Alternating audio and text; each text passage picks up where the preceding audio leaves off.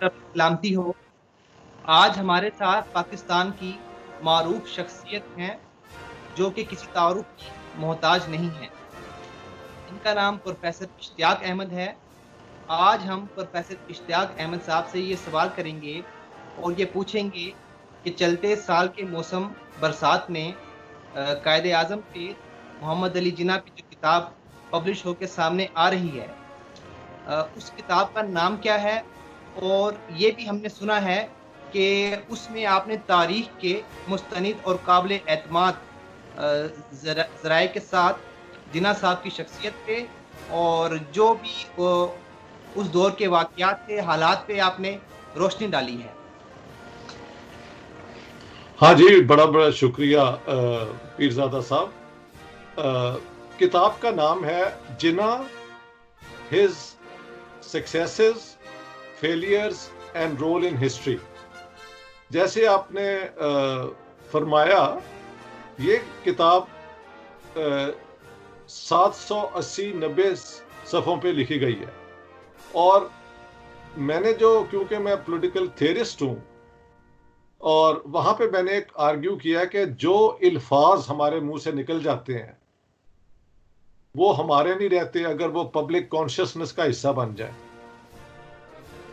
تو اس لیے ہمیں واپس جانا ہے جناح صاحب کی اپنی سٹیٹمنٹس پہ، اوریجنل جو ان کی سٹیٹمنٹس ہیں۔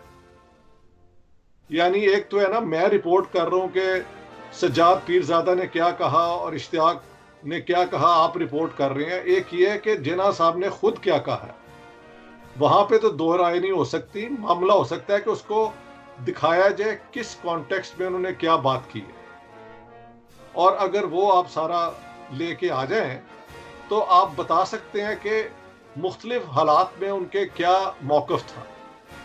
یہ آج تک نہیں ہوا، لوگوں نے سلیکٹیولی جو چاہا ہے وہ ان کی چیز کو لے کے ویسی سٹوری بتا دی ہے، اور میرا چیلنج ہے کہ وہ ڈھونڈ کے لائیں کوئی ایسی بات جو میں نے چھپی رہنے دی ہے، جو ریلیونٹ ہے۔ ایک ہی بات کو 10 دفعہ کہنے کا دیٹس ناٹ امپورٹنٹ، اس بات کا ربط کیا ہے اور وہ کیسے آگے چل رہی ہے، کن حالات میں بدل رہی ہے، کیوں بدل رہی ہے، یہ ساتھ ساتھ میں نے اس کو لارجر کانٹیکسٹ میں دکھایا ہے۔ تو یہ کتاب جو ہے پینگوئن چھاپ رہی ہے، اور وہ دنیا کی بہت بڑی ایک ہے کمپنی، پبلشنگ کمپنی۔ جہاں تک مجھے پتہ ہے اگست کے مڈل میں یہ کتاب آ جائے گی، اور ہو سکتا ہے یہ لاک ڈاؤن اور دوسری وجوہات کے لیے شاید 3-4 ہفتوں کی اور ڈیلے ہو جائے، لیکن اب یہ کتاب منظر عام پہ آ جائے گی۔ مجھے امید ہے کہ پاکستان میں یہ پڑھی جائے، اور وہاں کی جو اتھارٹیز ہیں وہ جو right of expression, freedom of expression, ایک اور پوائنٹ آف ویو جو ہے، دیکھیں جناح صاحب کو کم از کم انسان تو رہنے دینا، اسی حوالے سے ان کو دیکھا جائے۔ جو ان کی اسٹرینتھ ہے اس کا بھی ہم نے ذکر کیا ہے، اور جو میں سمجھتا ہوں ان میں کمزوریاں ہیں، اور کچھ ان کی جو ڈیسیشنز ہیں ان کے نتائج کیا نکلے، وہ کیا چاہتے تھے، ہوا کیا، یہ ساری چیز کو میں لے کے آیا ہوں۔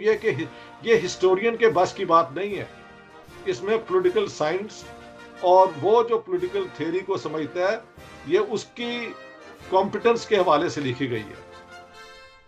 ٹھیک ہے اشتیاق صاحب، پروفیسر اشتیاق صاحب، آپ جس طرح ہمارے ساتھ موجود ہیں اور ہمیں بتا رہے ہیں کہ تاریخ میں پہلی بار سائنسی انداز فکر کے ساتھ ایک کتاب ایسی لکھی گئی ہے جس میں آپ نے تمام پہلوؤں کا احاطہ کیا ہے۔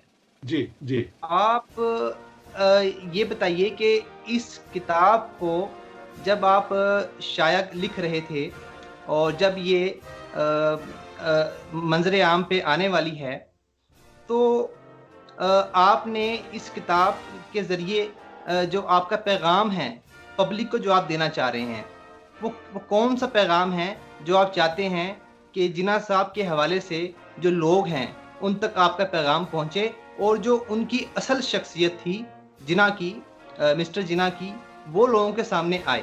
اور جو مفروضے بنے ہوئے ہیں، میں آپ سے یہی پوچھنا چاہوں گا کہ ان کی جو سوچ تھی اس حوالے سے پروگریسو سوچ تھی جناح صاحب کی، یا پھر وہ جو ہمارے مولوی حضرات جو ہمارے علماء کرام ہیں جو جناح صاحب کو لبادہ پہناتے ہیں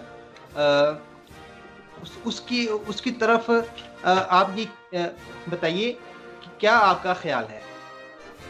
بات ہے یہ کتاب آ جائے گی تو یہ سوال پیر زادہ صاحب آپ بھی اس کے جواب بہت بڑا سوال کیا ہے.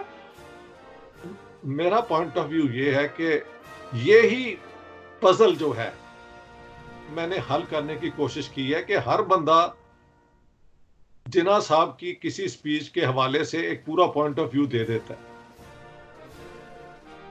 تو یہ اب آج بیٹھ کے فیصلہ کرنا کہ کون سی ان کی حقیقی رائے تھی اور کون سی ان کی نہیں ہے، میرا پوائنٹ آف ویو ہے یہ دونوں رائے انہوں نے ایکسپریس کی، کن حالات میں کی اور ان کے کانسیکوینسز کیا ہوتے ہیں. جناح صاحب اپنے دل میں شاید جو مرضی کچھ اور چاہتے ہوں. اب کسی کے اپنی سوچ جو آپ کی یا میری ہے وہ تو ایک ہے نا دل کے اندر بات، لیکن جو عوام میں آ جائے اور جو عوام کو سمجھ آ جائے وہ جناح صاحب کے بس میں نہیں ہے. یہ بات سمجھانے والی بات ہے. میں نے دکھایا ہے کہ انہوں نے کن حالات میں یہ پیروں کے ساتھ فیصلے کیے کہ آپ جو چاہتے ہیں ویسے آپ کے باتیں مانی جائیں گی، اور ویسٹرن آڈینسز کو کہا کہ نہیں وہ جمہوریت ہوگی. اور اس قسم کے جو آپ کے ہیں نا پھیلے ہوئے ارشادات آپ کہہ لیں، وہ بعد میں ایک مسئلہ بن جاتے ہیں کہ وچ جناح. یہی کوئی پہلے لوگوں نے کیا کیا کہ جو والا پوائنٹ آف ویو ان کا سمجھ آتا ہے وہ لے کے آ گئے ہیں. میں نے کہا کہ یہ سارے پوائنٹ آف ویو ان حالات میں کہے گئے، لیکن ان کے کانسیکوینسز یہ ہیں. میری ہمیشہ سے پولیٹیکل سائنس میں یہ رہا ہے کہ انٹینشن کے علاوہ ان انٹینڈیڈ کانسیکوینسز بہت ہوتے ہیں. اگر یہ سمجھ آ جائے تو سیاست کی جو نیچر ہے سمجھ آ جاتی ہے. یہی لوگوں کو سمجھ نہیں آتی. تو وہ جناح صاحب کو کوئی سیکولر بنا دیتا ہے، کوئی اسلامسٹ بنا دیتا ہے. آئی وڈ سے کہ ہی واز بوتھ اور he was none. He was a politician who wanted to win the case and found the best arguments at that time. یہ سمپل بات ہے. اور یہی ایک وکیل کا کام بھی یہی ہے کہ کیس جیتنا ہے. لیکن کیس جیت لیا کن کے خلاف؟ کانگریس کے خلاف. اور انگریزوں کے اندر ہاف اگریمنٹ تھی کہ پاکستان بنے نہ بنے. لیکن مسلمانوں کے آگے آ کے جب جناح صاحب نے اپنا پوائنٹ آف ویو دیا تو پھر مسلمانوں کا کیا فیصلہ ہے یہ جناح صاحب ڈیسائیڈ نہیں کر سکتے. یہ تو یہی دیکھنا ہے کہ لوگ کیا سمجھتے ہیں. اس کتاب میں یہ چیزیں آئی ہیں، اس میں کوئی پرسنل اٹیک یا اس قسم کی بےہودہ باتیں میں نے نہیں کی. میں نے اسے پیور ایکڈیمک طریقے سے دیکھا ہے. ٹھیک ہے پروفیسر صاحب، یہاں پہ ایک سوال ہے. یہ آپ نے بہت اچھا یہ آپ نے بتایا کہ اس کتاب میں کسی پہ الزام تراشی نہیں ہے. بہت اچھی بات ہے. یہی ایک سائنسی انداز فکر ہے جس کو آج کے جو ہمارے لوگ ہیں ان کو اپنانا چاہیے تاکہ ہمارے تمام مسائل کا حل ہو سکے. اب یہ آپ کے ساتھ ہمارا پارٹ 1 ہے انٹرویو کا.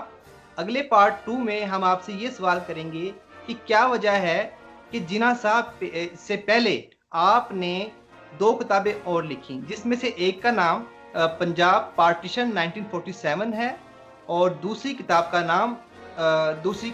نام آپ کا ہے پاکستان دا گیریجن اسٹیٹ.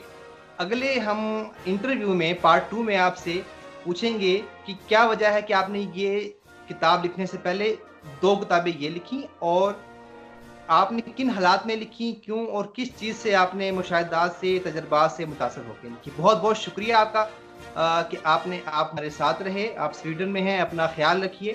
ناظرین، یہ پروفیسر اشتیاق احمد صاحب پاکستان کی ایسی معروف شخصیت ہیں کہ جو پاکستان میں شعبہ تدریس کے ساتھ بھی منسلک رہے ہیں اور جی سی کالج یونیورسٹی میں بطور وزٹنگ لیکچرار بھی یہ پڑھاتے رہے ہیں. آج کل یہ اپنی خدمات بیرون ملک سر انجام دے رہے ہیں. اگلے انٹرویو میں آپ ان کا پارٹ 2 دیکھیں گے.